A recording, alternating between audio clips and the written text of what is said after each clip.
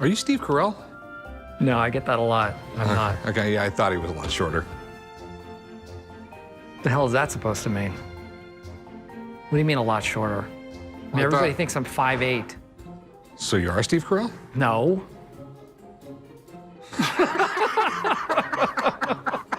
Pawn Stars have been on the air for more than a decade now, but no matter how big a fan you are, we bet you didn't know about these 10 rules everyone on Pawn Star has to follow.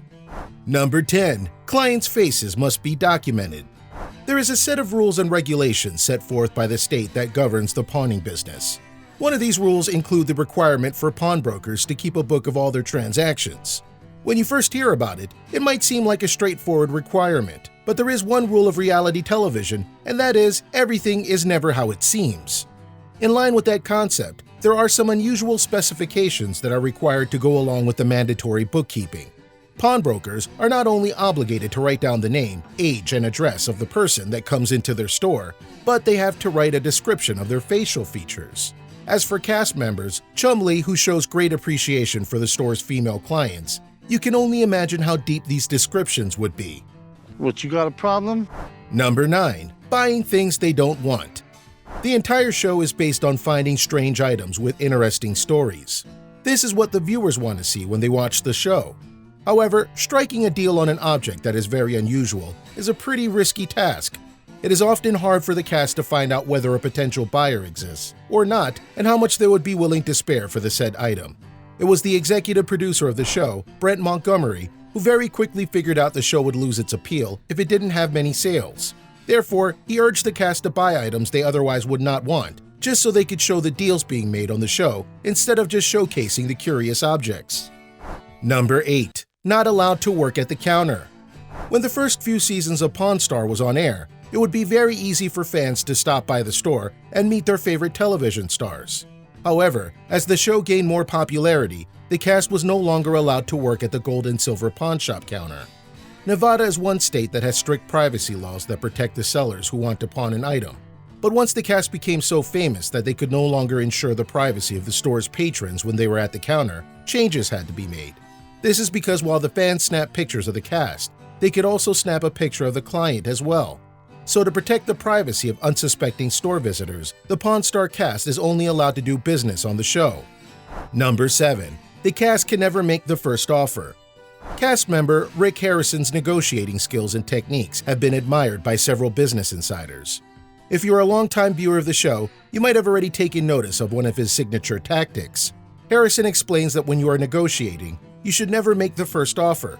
Instead, you have to get a number out of the seller. If you end up making the first bid, you might offer much more than what the seller was hoping for. This will actually start the negotiations in their favor. So in order to get the best deals they can, the cast of Pawn Stars always avoid making the first move. Any idea what it's worth? No. Number 6. Firearms Not Allowed. One rule of the show is the strict ban of firearms, which might surprise some fans. However, the truth is, the gold and silver pawn shop carries a wide selection of exotic weapons, but none of these weapons are made after 1898. Why does the shop carry only antique guns, you may ask? The reason why the shop only sticks to antique guns is because they do have a federal firearms license.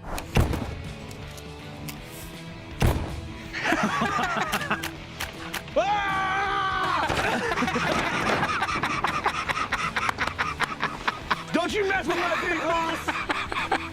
Rick Harrison touches the subject in his book titled License to Pawn. According to Harrison, the old man once sold a car in his youth that left him ineligible for the firearms license. He also explains that dealing with such firearms involve a large amount of paperwork, even more than the already high pile that running a pawn shop requires. We get it, paperwork is tough, so this rule is pretty fair. Number 5. All transactions to be reported. Number 4. Hide the chaos. One of the most important rules of the show is the need for Pawn Stars to hide the chaos from shop's patrons. Since the Gold and Silver Pawn Shop once was a quiet family-run venue, has become one of Las Vegas' biggest tourist attractions. There is a line of people always found outside on any given day, just waiting to catch a glimpse of the show's stars or have a first-hand experience of the shop themselves. The shop has had multiple expansions since Pawn Stars first aired, so they could easily accommodate for the growing numbers of visitors. Despite the adoring crowds that are gathered outside, the store still has to cater to clients who are actually looking to pawn off something. Travis Benton, general manager for the show, has admitted that shielding patrons from the chaos of filming and crazy fans is one of the biggest challenges that the shop faces. Number 3. Haggle with sellers for the camera. Just as we mentioned, producers selecting the items that will appear on the show, that's not the only thing they ensure beforehand. Producers also discuss prices with the sellers to make sure that the sellers genuinely want to get rid of their stuff and aren't just looking to be on TV. So if you thought you could try selling an item just so you can end up on the show, think again. Once the producers have discussed the prices, the major part of the transaction takes place behind the camera before any sound and camera crew is on the set. However, the cast still puts up quite a show for the viewers, negotiating away with the sellers. This is done even if the producers and sellers have agreed on a price beforehand. This round of haggling is solely for you, the viewer's benefit. But with that said, the cast can sometimes refuse to pay the minimum asking price, which leads to the seller having no choice but to leave empty-handed. Number 2. Listen to the show's scripters. It's not just the producers who are in power here, but also the scripters.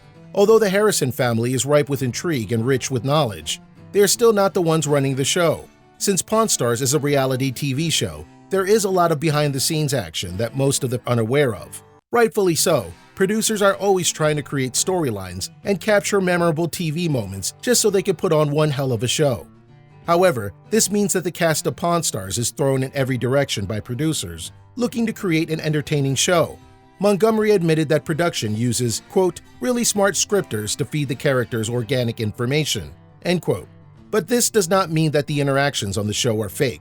Producers want to plan ideas or highlight conflicts and step back to see how it all plays out. It is, after all, reality TV. It can't all be real, can it? Number 1. Pawning or appraising. We know.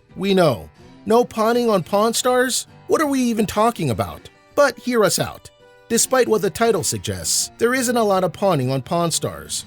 It's safe to say that the show has had a positive impact on the reputation of pawn shops.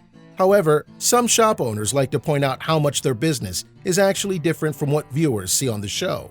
While most pawn shops depend on relatively small loans and deal in mostly jewelries and electronics, we can understand why watching one customer after the other come in just upon their laptop will not be a good idea for reality TV. So in order to keep things interesting, Pawn Stars focus more on direct sales of unique collectibles and other historical items. Besides very little pawning, Pawn Stars also avoid doing appraisals. They might sometimes seek out the advice of an expert to understand what an item is worth, or understand its authenticity. But that's pretty much it, since the pawn shop services are strictly limited to buying and selling only. And that's all, folks.